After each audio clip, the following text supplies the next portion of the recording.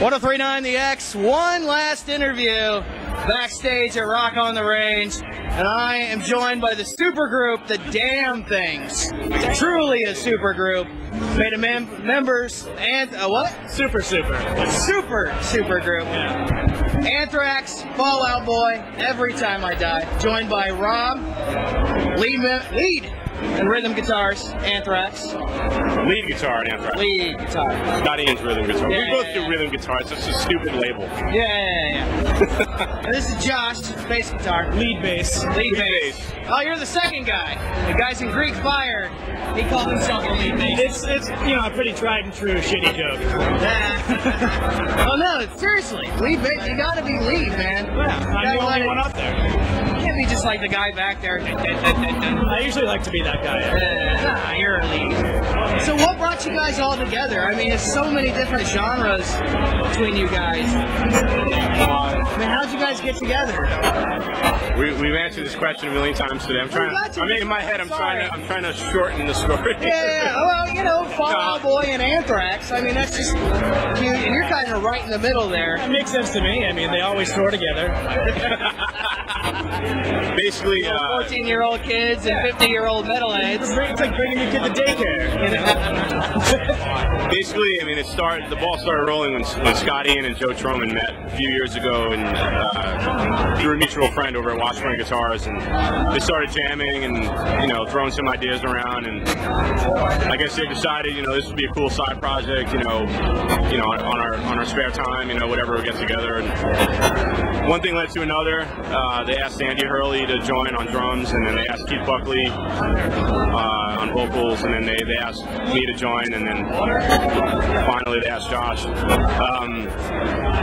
And basically, Joe and I we sat down and started writing songs and really like demoing stuff, and so we had an idea of what we were looking at, and at the end of all of that, we just kind of sat back and realized that we were really proud of all the songs and really excited about it, and it wasn't a side project at that point. We needed to focus on it 110%, and that's what we've been doing. So Ironic Class just doesn't cover one basis of metal. I mean, you guys change it up throughout the entire disc.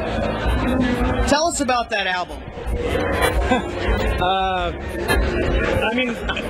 I was really involved in writing all of it, so I don't know. I think the ranges of what everyone likes in the band are so wide that it really wouldn't make sense for just one consistent type of rock all the way through, because everyone likes Slayer in the band. Everyone likes other rock. I don't know. I think all of our influences really come out on the record, and one thing we really tried to do as far as like songwriting, from a songwriting perspective, we really tried to make each song different. So like none of the songs are exactly the same on the record, which I think is a cool thing.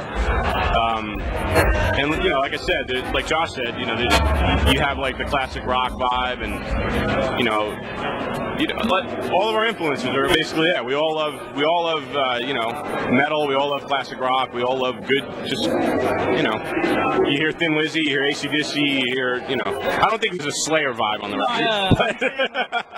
We all don't. No one just listens to one thing. So if we just played that, it would get kind of boring. So exactly. Actually, the other thing I should say too is it was really important for us to make the music with the Damn Things completely different than all of our other bands. Because otherwise, what would the point be? You know what I mean? I think you guys do that with Ironic Class. Thank you. It's a great album. I was listening to it on the way down here. Thanks, man. Just blew my mind. Thank you. Now, you just announced that the second single is going to be Friday Night. Tell us about that song.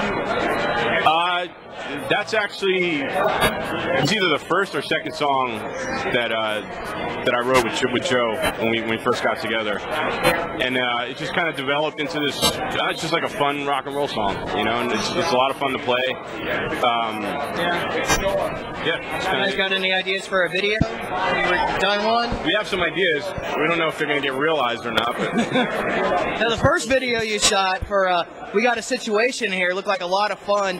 Love the comic book aspect of superhero. Yeah, it was great. I almost felt like it shouldn't have been as much fun as it was. Like, normally, you know, the process is pretty grueling and boring and tedious, but A lot of bands complain about it. it's not. I mean, it's not.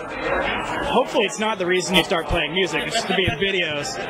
But Stand and fake shoot for 10 hours. but I mean, it wasn't like that. We had a good time. I had a great time. So It was a blast. It was a blast. which is rare. But I think that was everybody involved with the video, like the whole crew was super pro and just like nice to be around. It was like fun. And the idea was good and original. So It was a great treatment. I mean, working with Brendan Small was amazing. He's a genius, you know, in my opinion. And he just made the shoot go really smooth and really easy, and it was just fun. It was a lot of fun. Everyone on the crew was awesome too. So we're going to see a lot more of you guys here. Absolutely. I know you're doing a European tour, but will you come back over here and play some more dates? Yeah, they're putting together a headlining run for us in August with in conjunction with Ink Magazine, so we're really excited about that. And then there's an Anthrax tour. You got the Big Four tour. We got the Big Four tour. As far as I know right now, there's no Anthrax tour It's here on in the books. December. Yeah, there's some tentative stuff, but we're doing Big Four in Europe. We obviously got the Big Four show in Yankee Stadium coming up in New York. So What's going on with Every Time I Die? we are recording in July. New record should be out, I think, in January. Sweet. Yeah. And one last question on Anthrax. Everybody wants to know if there's going to be a Midwest state perhaps for a Big Four tour. we would love to play every nook and cranny of the United States and all over the world.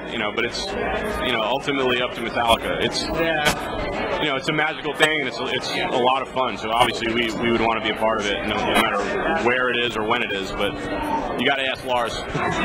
It's all about Lars.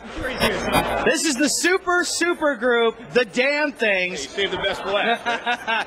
They got their debut album out, Ironiclast. You've got to get it if you're a heavy metal fan. It is great.